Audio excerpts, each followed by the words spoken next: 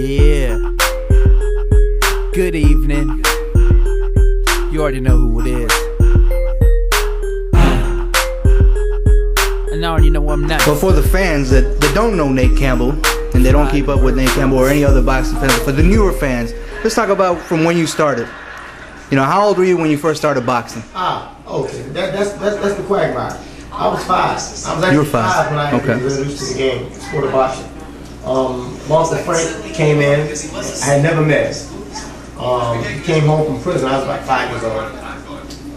And I never met him. I never ever met him. He met me. I never met him.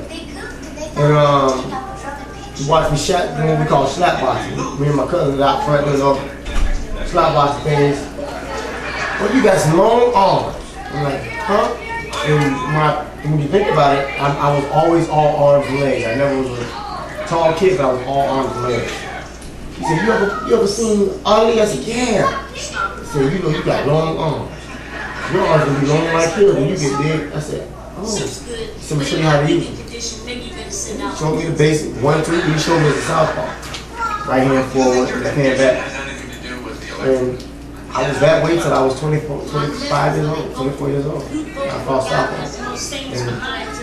And even when I was 17 years old, sparring, going to the gyms and trying to, learn some more about boxing because there was one gym open in town, the Main Street Gym. I was still fighting southpaw at 112 pounds.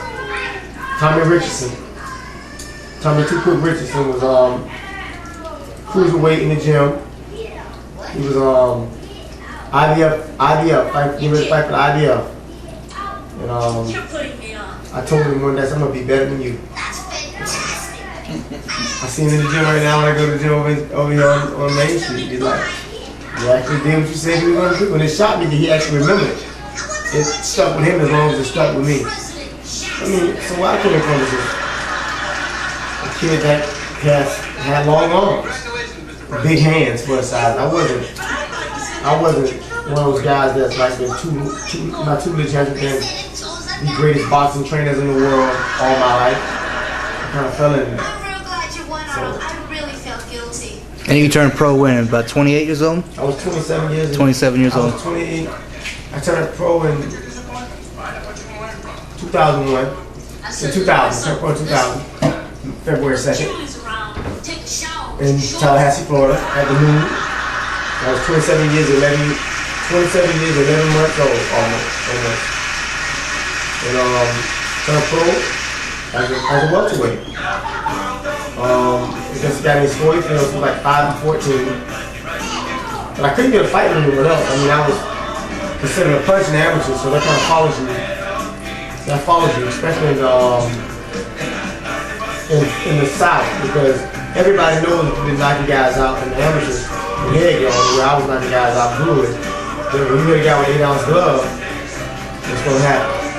So I couldn't get fights. J.C. Koresh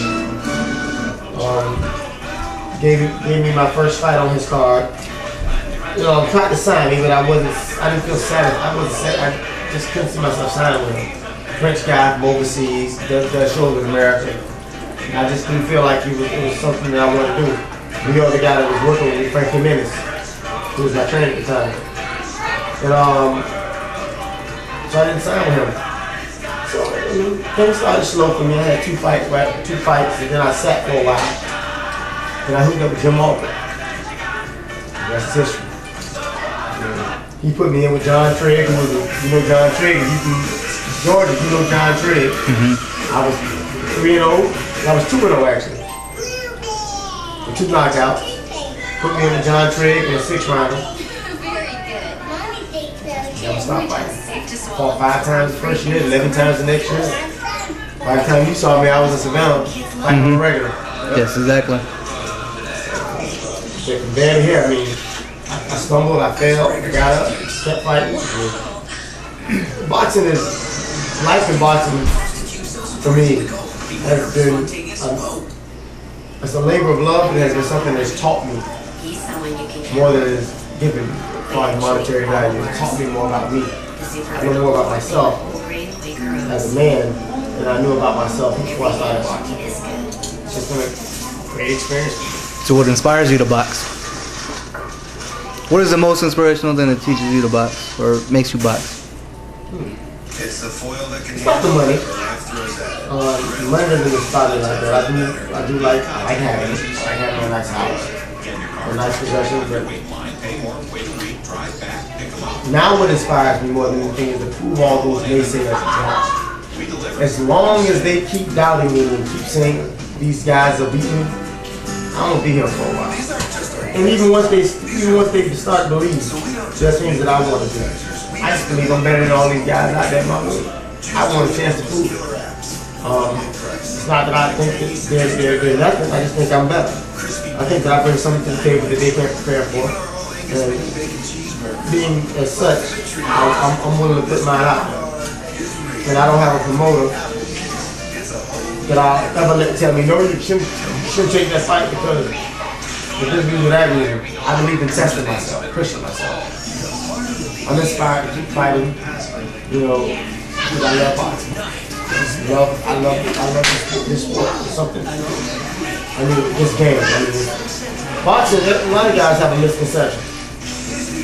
When the bell rings, it's a fight. All that, the pleasantries or whatever, go out the window. It's a regular old fight. All that about the, Bernard Hopkins is a dirty fighter. Call it what you want. But brother, There's an art form to it, regardless. call it what you want to call it. It's a fight. Art out the window, art be damned. This is a fight.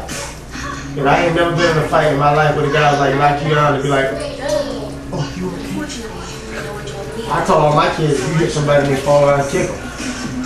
It's a fight. I mean, I know the rules say I can't do that, so I have to find another way to do it. And in my case, I just believe that I should fight with all the intensity and vigor that I have. Whether you like it or you don't, it's your business. I'm here to win. He's your cousin. Yeah. Good evening. Who's some guys you ready to win? Who you trying to beat now? Who you looking forward to fighting in the ring Oh, I'm next? looking for Casamajor off rip. He can get it. Is that your WBO mandatory? And everybody keep telling me I'm his mandatory. My ass, he's my mandatory. I'm the real champion. He just got an interim title. And you're like, I ain't the champion, and you can't even speak the language. Then when he does speak Spanish, for those are the Spanish-speaking people, for those Spanish-speaking people who are watching this, you all know that the guy that translates for him does not properly translate what he is saying. I'm just saying though. I've been around the gym, with a few Spanish people, so I know a few words. And I know when I'm being hoodwinked in English and in Spanish. And Casamajor's people really do him a disservice because he don't have the kind of firepower they make him out to have. That little Louis de Cuba's kid, little fat boy, Yeah. you don't want to see me. What do you want to tell him personally? I translated for you in Spanish. Oh. You tell him what you want, and I'm gonna translate for you in Spanish. Tell Joe Casamajor, much respect for him for doing all that he has done in boxing. Joel Casamayor, tenemos mucho respeto por ti por lo que has hecho por boxeo. But he knows I'm the better fighter. Pero tú sabes en tu corazón que Nate Campbell es un mejor boxeador. And if he doesn't believe that I'm the better fighter, make me shut up. Prove it. Y si no crees que él es el mejor boxeador, hazlo callarse la boca en el ring. And they'll pay for that. And HBO will pay for that. Y todo el mundo va a pagar por eso. Yeah. Good evening. You already know who it is. And I already know I'm nice.